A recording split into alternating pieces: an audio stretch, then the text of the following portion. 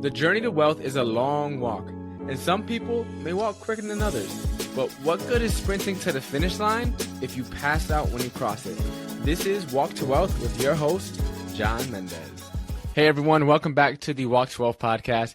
If you're tuning in on YouTube or any of the podcast directories, make sure to do yourself one teeny tiny little favor and make sure to give us a follow, because I don't want you to miss out on any of the amazing guests I got coming on this year. Without further ado, let's get right into this one. So the person I have coming on today is someone that I was able to meet through the FinCon conference that I went through 2 years ago. They ended up creating like a group chat for a lot of the attendees, and so I've been active in there. And recently I was like, hey, I'm looking for some more guests. We're approaching episode 300. Jason reached out, we hit it off, and now we're here on the show. So Jason, for anyone who hasn't had the opportunity, the pleasure to get to know you, get to meet you yet, man, tell us your quick elevator pitch. Who are you and what do you do? Yeah, what's going on, everybody? My name is Jason Butler. I run the website, My Money Chronicles. It's a personal finance website that focuses on side hustles, personal finance, and a little bit of travel. I also talk about my debt story. In 2015, I started out with over $72,000 worth of debt. And over these last 10 years, I've almost paid majority of that off, basically using side hustles. No, amazing. So, Jason, let's kind of get right into the first question. I'm curious, 'cause again, you're in the personal finance space, and I'm curious as to what is your definition of the word wealth? Let's start there. Let's see. My definition of wealth is basically having enough money or assets so that you don't have to work a 9 to 5 every day. Like, you can work if you want to, but you don't have to. That's my definition of wealth. So having enough money and assets to be work optional. For sure. Cool. Now, I guess to take us back in a time machine a little bit, what was your relationship with money like growing up? Where did this kind of idea kind of stem from? It's crazy. Like, my relationship with money is kind of been up and down when I was growing up. I came from my parents got divorced when I was around 10, 11 years old. And I actually saw one of the child support checks. It was super low. So my mother has 3 kids, and that super low amount divided by 3. I didn't understand how you could survive or even eat off of that amount. So over the years, I've always been doing side hustles. Like my mom, she did the best that she can raising 3 children. But for me, I realized that I had to go out and get it. Do side hustles and try to get more money so that I could actually take care of myself, to be honest. Yeah. At what age do you think you realized that? When I saw that child support check, to be honest, the check was $42 every 2 weeks. So basically $84 per month. Divide 84 by 3. Divide 84 by 3. That's about a little bit over 20 something, about $22, $23. What can you do with $23 per child per month? Nothing really. And I know this was the 90s, so things were a little bit cheaper, but that's no real money. And my mother, she wasn't rich. She didn't have a excellent job or anything. So around that time, that's when I knew that I had to get out and get it. And I couldn't really wait for nobody else to do it.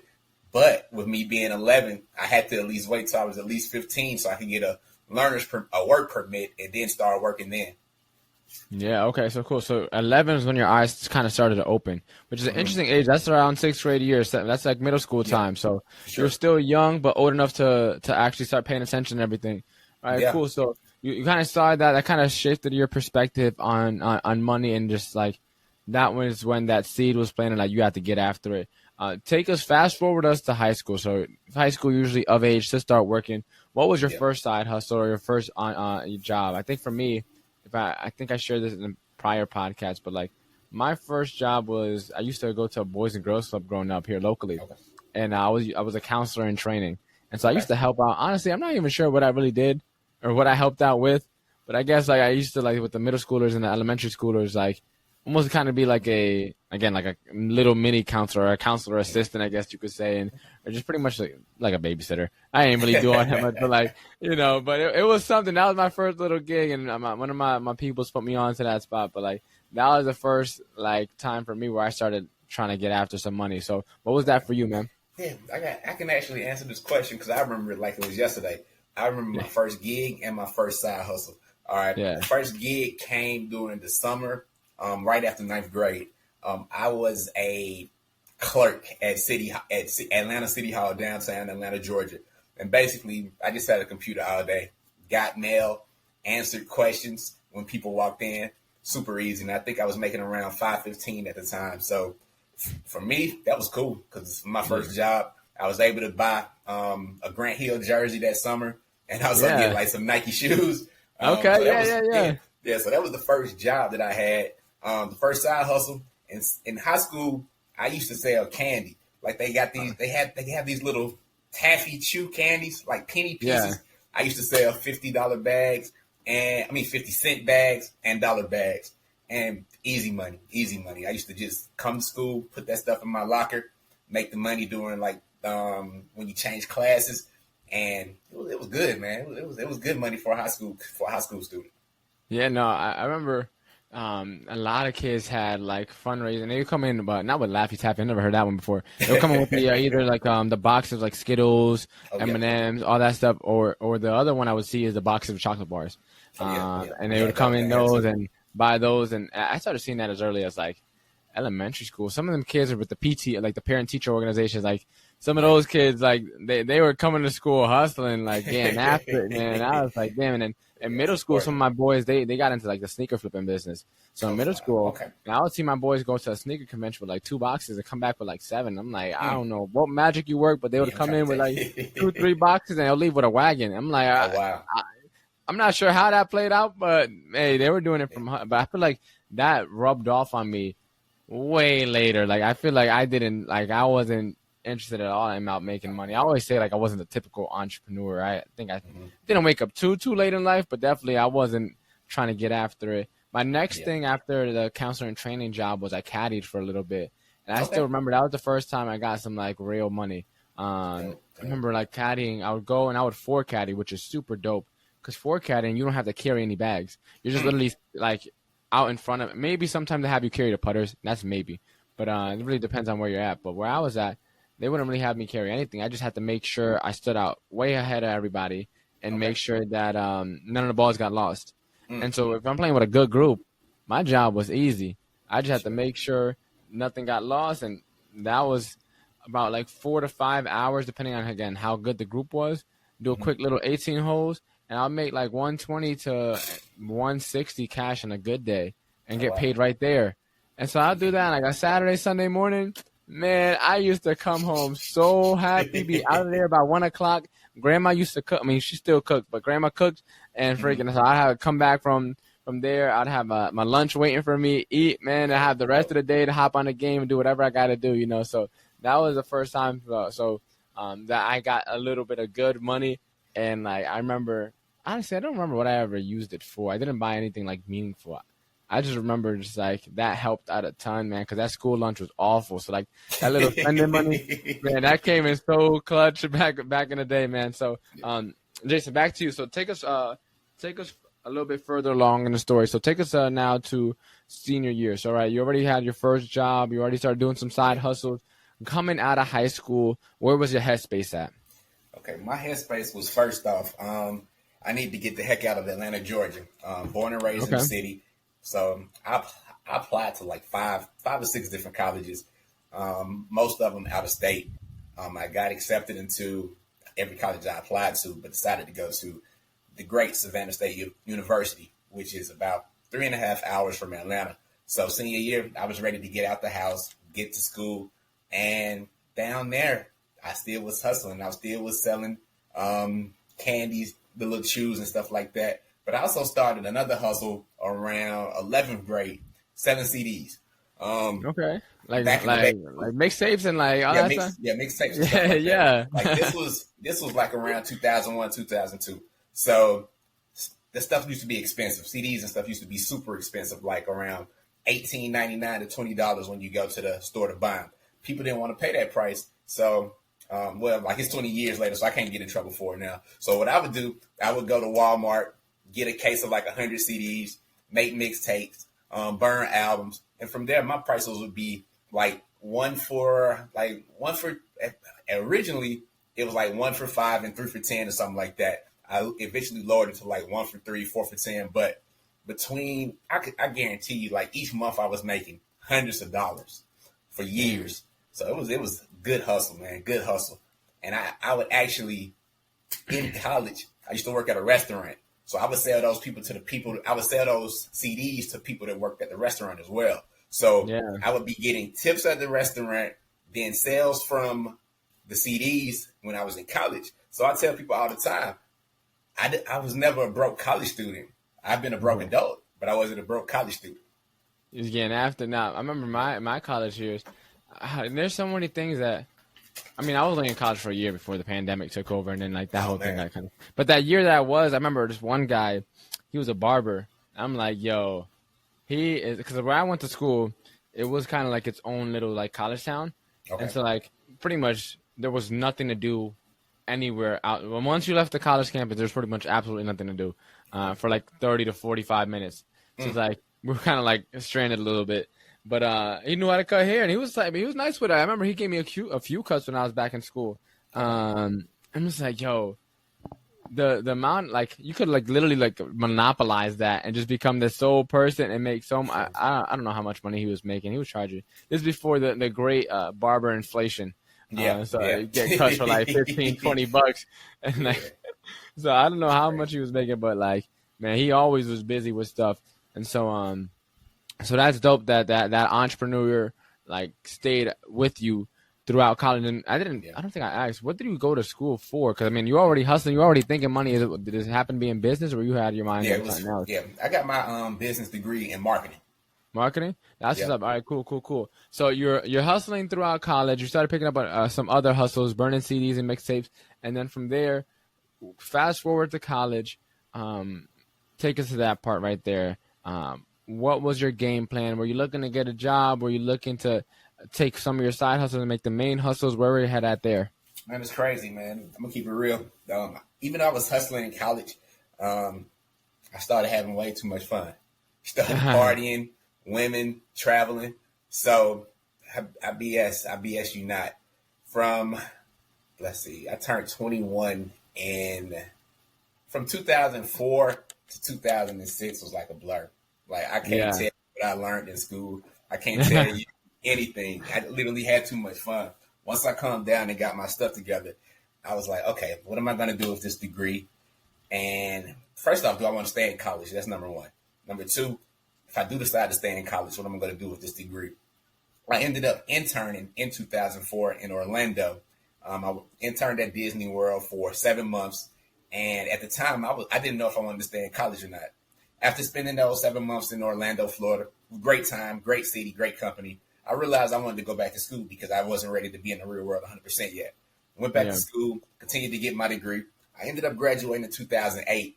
At the time, I didn't know exactly what I wanted to do. So my college job was working at the Paula Deen store. So I stayed there, and I eventually got into banking after that. So, I had a pretty good little plan after banking. Banking got boring, so I decided to get into higher ed. So I did. I got into higher ed in 2011 once I moved back to Atlanta. From there, I was in higher ed for about 5 or 6 years, going from 3 different schools. So I did that for a little bit, and then I realized, okay, during this time, I was still side hustling. I stopped selling CDs because people stopped listening to CDs, to be honest. Selling candy and stuff like that wasn't making money. But I had dividend dabbed in eBay over the years and blogging and stuff like that. So I started doing eBay and blogging, and I was continuing to do both of those on the side. So we'll fast forward a couple more years.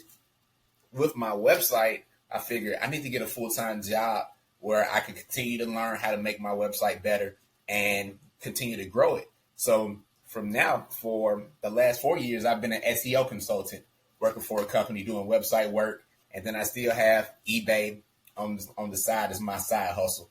eBay has fluctuated since the pandemic. 1 minute, I was making about $1,200 to $1,500 per month with eBay. Now it's about $500 again, about $500, $600 a month again. Now 2 years ago, they had dropped down to $200 because people stopped buying stuff. for some reason. Yeah. But now they're buying again, so it's turning into good money again.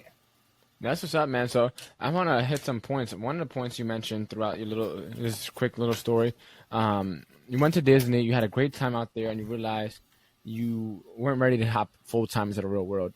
So I have my own thoughts about college. Overall, I think it's a scam, but there's some things I think are invaluable, and that was probably like one of my favorite things. Is you have the ability to be an adult with none of the responsibilities that come with being a full-time adult.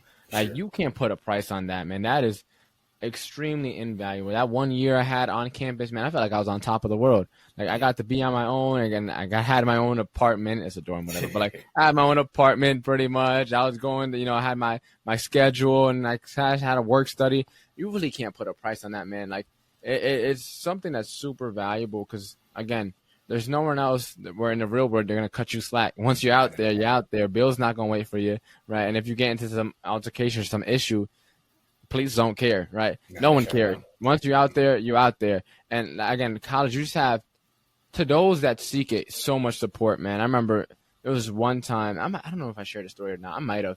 But I remember one time, this is fall semester into spring semester, my freshman year.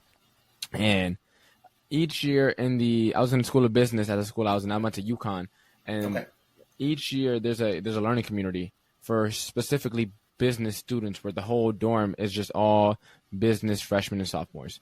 And each year they go on a trip abroad to learn business. And the trip for my freshman year was going to be Germany. Had the pandemic, and I screwed it over. But I was in a situation where I was either going to have to pay for that money to come out and travel, or I just had this bill because my FAFSA came out short for my tuition. And so I'm like, damn, so do I pay the FAFSA or do I pay the freaking trip? Because I didn't have the money for both. My grandparents didn't work. So, like, I was pretty much on my own. So I remember I went to my advisor and I told her my situation and my finances, what was going on, and why I wanted to take her up on an opportunity but couldn't to go on this trip abroad. Remember, like, this was yesterday. I was in like the U, which is like the main like student center, right, at UConn. I was in the U. I was sitting down with a friend of mine. I had my laptop out. I think we were doing some work. Get a phone call. It's one of the people from first year programs, and he was like, "Hey, John, I heard about your situation. Don't worry about the tuition. We found a grant for you that's covered." Man, that's Mind dope. you, I didn't even talk to homeboy. I talked to my advisor in the School of Business. And I guess she reached out to some people and pulled some strings and made some magic. To this day, I still don't know what actually happened. That call came out the blue, and next thing you know, some guy that I didn't tell about my situation called me saying that the situation is handled. I'm like, damn, like, God is good, because, again, I was in a situation where I was like, man, there were both good opportunities, like staying in school or like going to this trip, because I couldn't have the money for both. But yeah, so I'm glad that you mentioned about going back to school, because again, there's some things where like you generally, again, can't really put a price on. It's invaluable having that support, again, to those that use it. Then fast forward, you found yourself a job, you bounced around a couple of different industries, and you're still side hustling throughout. So the entrepreneur never died despite getting an actual job. A lot of times you get stuck in people call it the golden handcuffs, right? You find a good job and then a dream died, right? There's a quote on that, actually. I think it's like, your salary is like something like the price they give you to make you give up your. I gotta find the while you're. I think I know what you're talking about. Yeah. Yeah, something about like your salary is like the price you get to put away your dreams or something. I'll look it up in the meantime before we finish this episode. But then from there, I like to fast forward a bit. The smart thing I think you did is finding a job that could help you with the skills you needed to help with the side hustle, which is genius. So getting that SEO consulting job to help out, and you already wanted to do blogging anyways and got into that. That is such a genius play. And a lot of people are thinking of jobs just for like the money, but like I've heard this somewhere. It's like, who can you become by working at this place? So if the place gives you a paycheck, cool. And more importantly, if it can give you the skills you need to excel at the thing that you want to do on the side, or help you get to that next position that you want to go towards, like, people need to stop looking at opportunity just as paychecks and money, and what can this opportunity do for you to help you advance in the things that you actually want to advance in. So kudos to you. So just to kind of recap everything, now in the story, we are present day. So Jason, just put us on a little bit, like, what are you currently doing with everything? You said you're still doing the eBay, Yep. and I appreciate you sharing the numbers, man, because a lot of people, they're not as transparent with the side hustle and stuff. So right now And you're currently doing eBay. You're still doing the SEO consulting. yep. What are you cooking up now? Yeah, man. The thing is, like, I got to be comparing. I always gotta tell people the truth and give them numbers, because if not, I don't want to look at like somebody that's BSing. Like, I don't have a course that I'm trying to sell you or none of that BS or stuff. Well, I'm not even gonna say BS, but I just say none of that stuff. I'm in the trenches, man, doing this stuff, and just a dude from Atlanta that used to party and do all kind of stuff. They got his shit together. They got his stuff together, and if I can do it, you can do it. So basically, right now, I'm still flipping items, eBay, OfferUp, Poshmark, Mercari, Facebook Marketplace. Those are my main platforms. I'm still growing the blog, still doing the SEO. I'm a consultant. Like right now, my main goal is to get more traffic for the website, because at the end of the day, the goal is to eventually be an 100% full-time entrepreneur without working for nobody else. But that's the future goal. But right now, I have no problem working with another company. I enjoy learning, enjoy getting that consistent paycheck. And what I plan on doing with My Money Chronicles is growing the traffic. If you're somebody that's been blogging, or like somebody who's listening right now, if you're a blogger or somebody that has a website, you know that Google has had a whole lot of changes within the last 2 to 3 years. So you can't rely 100% on Google traffic no more. The AI overviews, killing it and stuff like that. So the plan for me is to grow my Facebook page, grow my TikTok, and grow my YouTube channel. That way I'll be able to get offsite traffic, like getting referral traffic from those platforms right there, and continue to make money with sponsored articles, ads, and affiliate income, because that's the play right there. That's stuff that everybody's not going to tell you about, but it's opportunity out there. But it's not super easy, because if it was easy, I would already be making $100,000 off this blog. Yeah, no, 100%. And I want you to talk too a little bit, because you alluded to it earlier about your journey getting out of debt. You mentioned you're dual straight out of Atlanta, had a good time growing up and partying. You had your fun, and now you're getting your life back together. So I want to talk to you about your story getting out of debt, because I'm actually doing something similar right now. So right now, I think at my highest, I was like just under $54,000 in debt.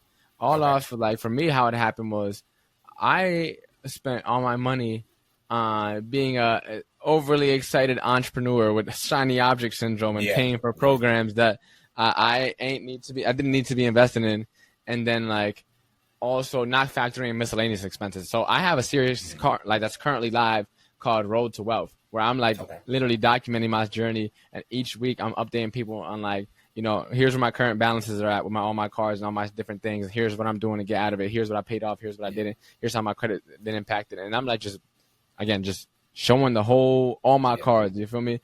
And it's been dope for multiple reasons. For me, one, it's like awareness, right? Awareness is power. And so like, I avoided looking at where my money was at. I knew it was bad, but I didn't know how bad it was, because I was partially embarrassed too. Because like, a lot of people know me as Mr. Mendez, Mr. Points and Miles. Like I just hit this is my second year having titanium status with Marriott.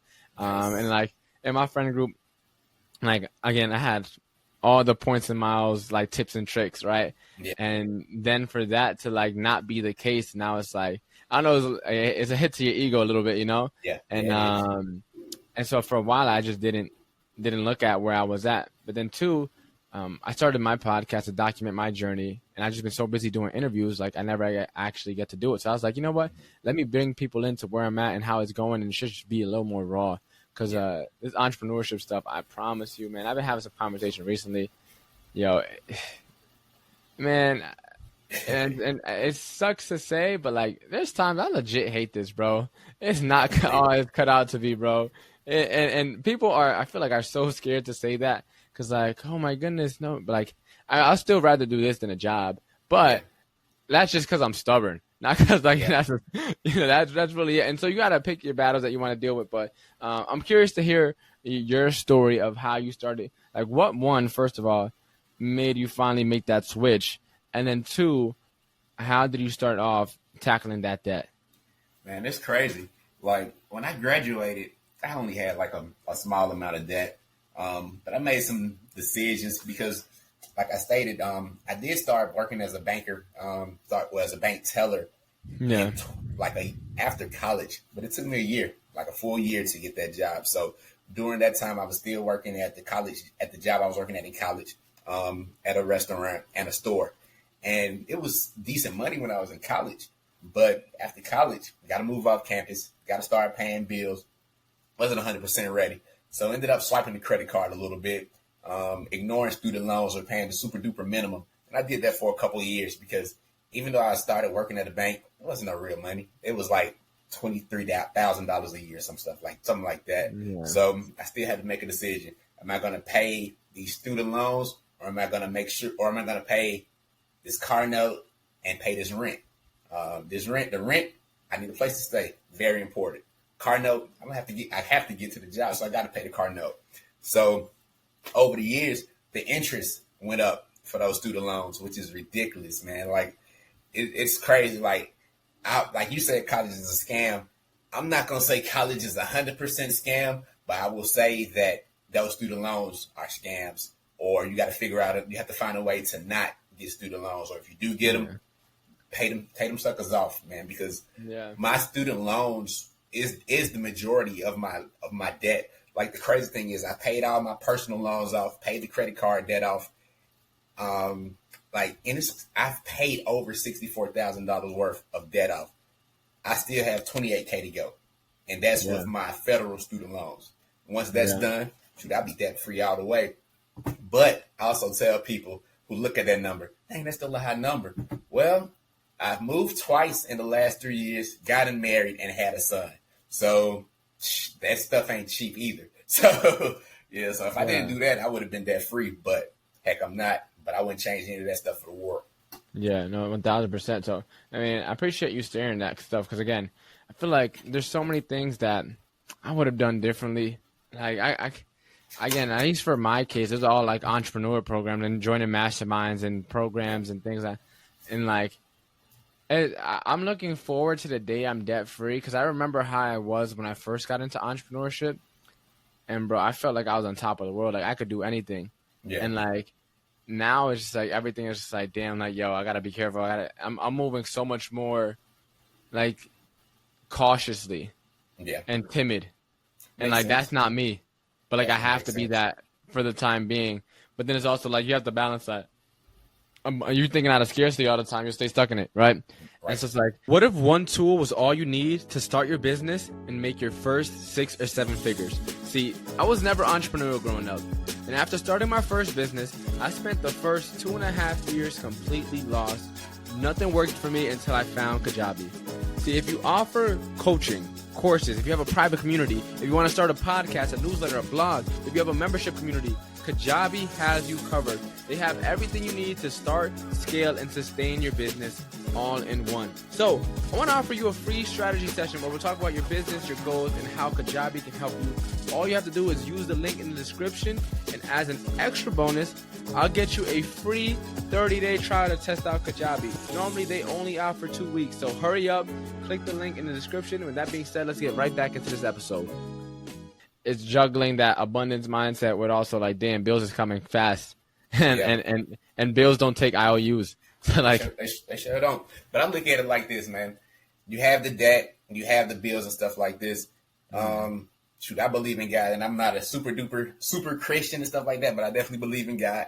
And I look at it like this, man. He ain't never let you down before. He's not gonna let you down now. So the bills and stuff is gonna get paid. It's gonna get paid regardless. So like when I actually lost my job at the beginning of COVID. One of the schools laid me off, and I probably worried for like maybe 2 weeks. And because the crazy thing is, I worried for about 2 or 3 weeks.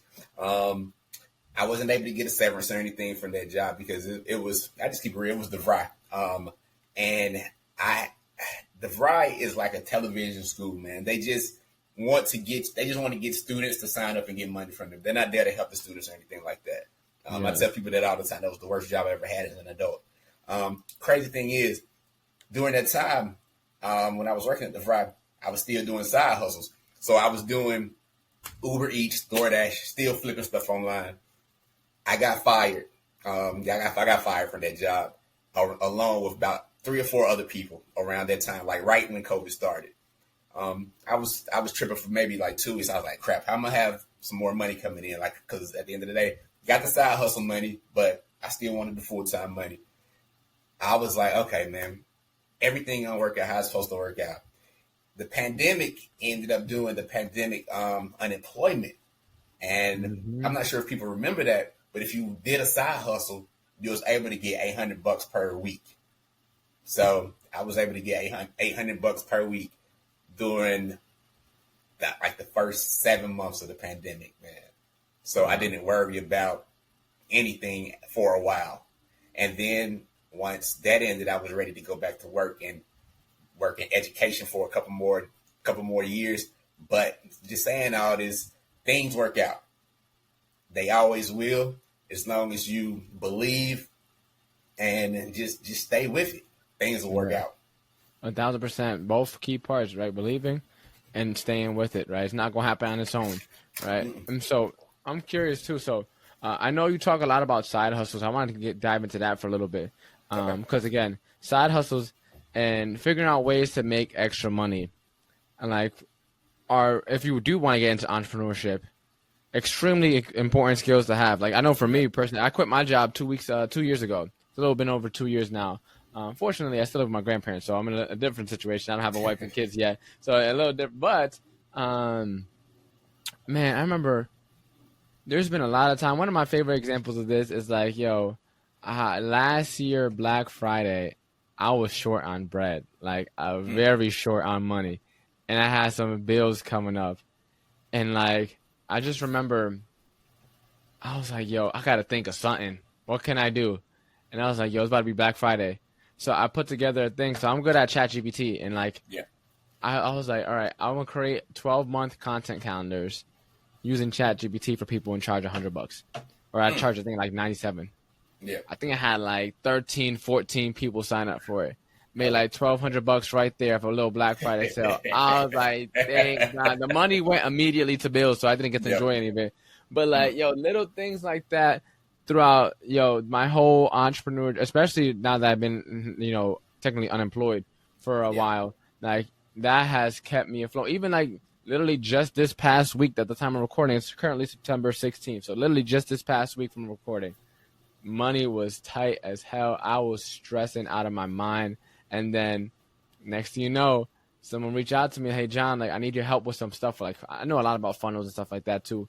So even though like most people know me for AI, like I'm pretty good with the digital marketing funnels and all that stuff. And so, especially in comparison to like, I'm mainly in the real estate industry. So to the average person in the real estate industry, they don't know the digital marketing world. So like, even if you're a level 5 to them, you're like top tier. And so, she was like, yeah, John, I just need help. Like we have all these copy from all these different websites and landing pages and things we want to implement, but like just too busy. She's swamped with like her accounting, bookkeeping stuff, and her admin is like swamped with admin stuff, and like they don't speak the same language. But I speak real estate. I also speak marketing, and so like she came in, and then boom, got me and her working one-on-one. Again, that money came in, and within, as of right now, it's already gone. It went straight to bills. Like, but like, and this is like live as we're recording. Like this is all stuff happened like today, yesterday.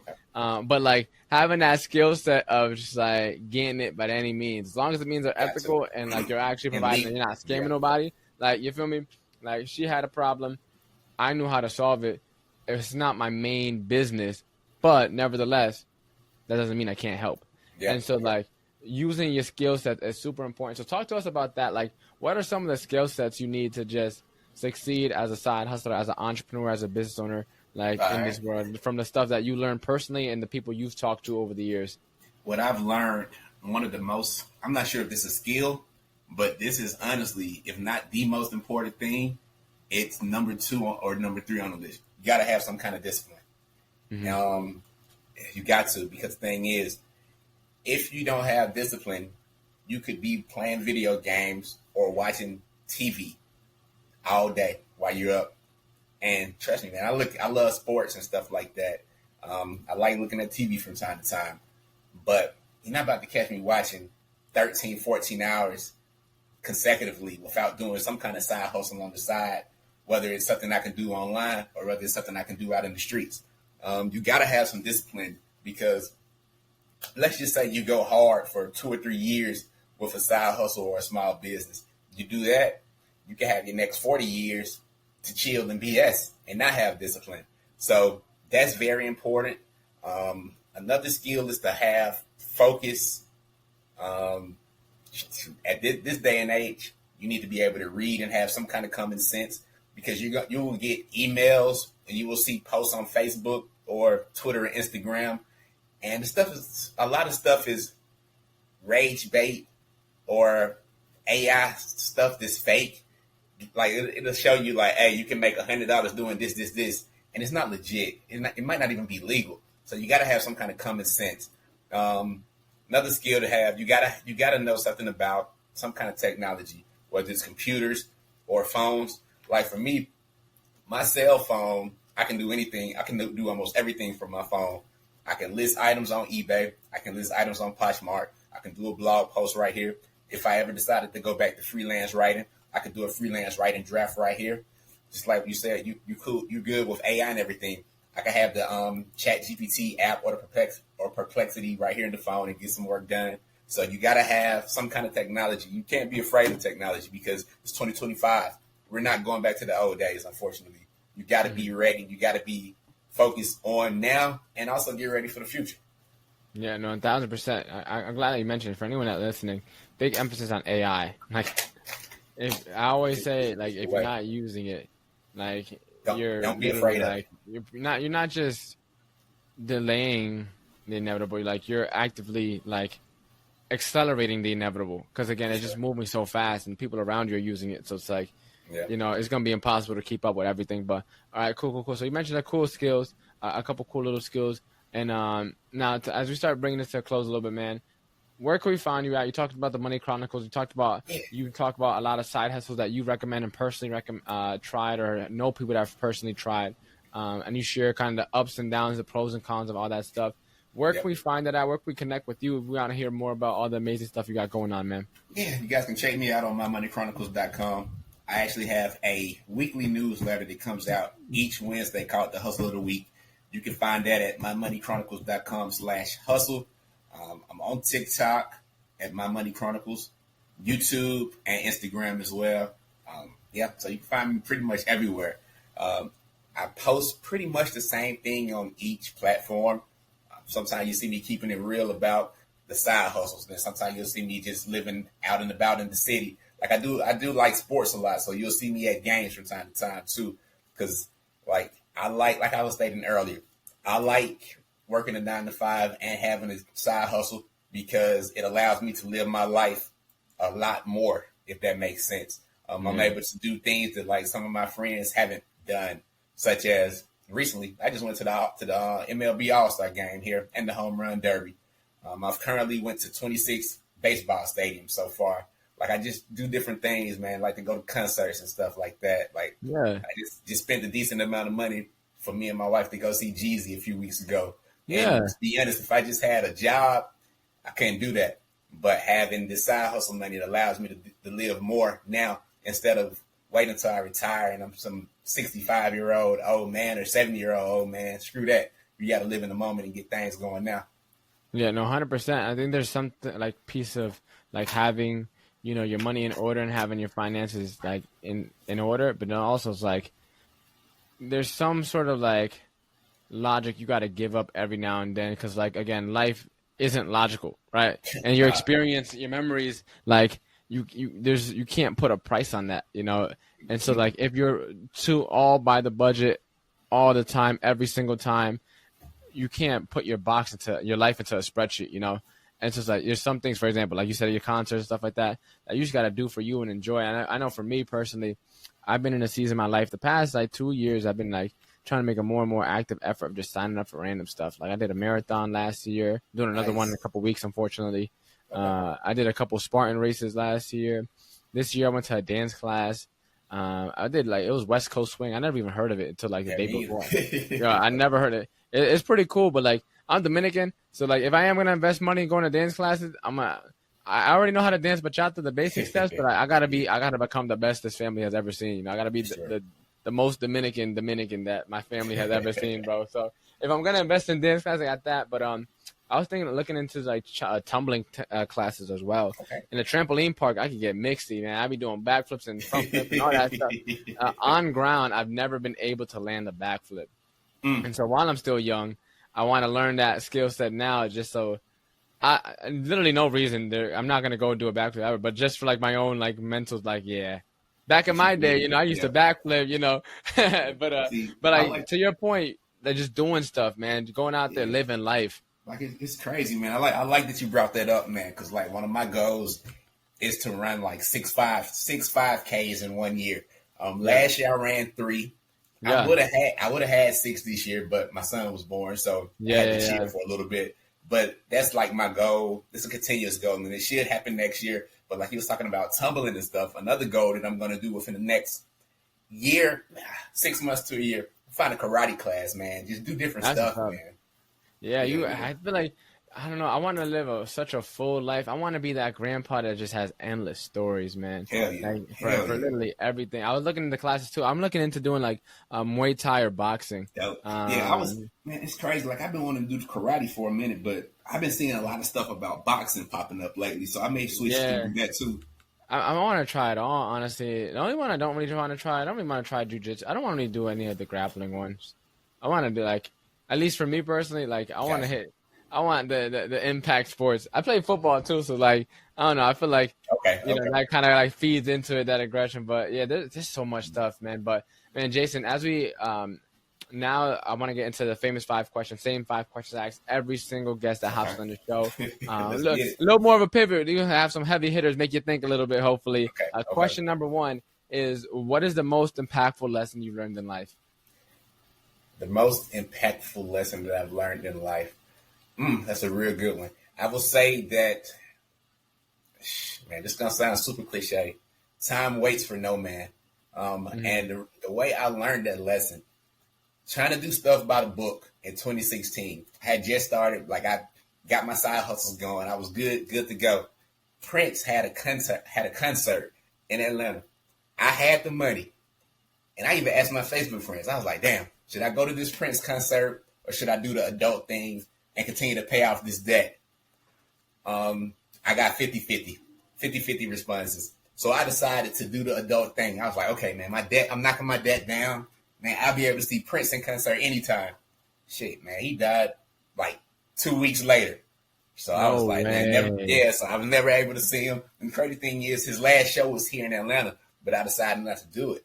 So I was like, oh, wow, this is crazy. So time waits for no man. So I'm going to do what I want to now, to be honest. Whether it's going to see Jeezy 5 or 6 times, going to see the sports stuff, doing some things with my wife and with my friends. So that's what I've learned, man. Do stuff when you can do it.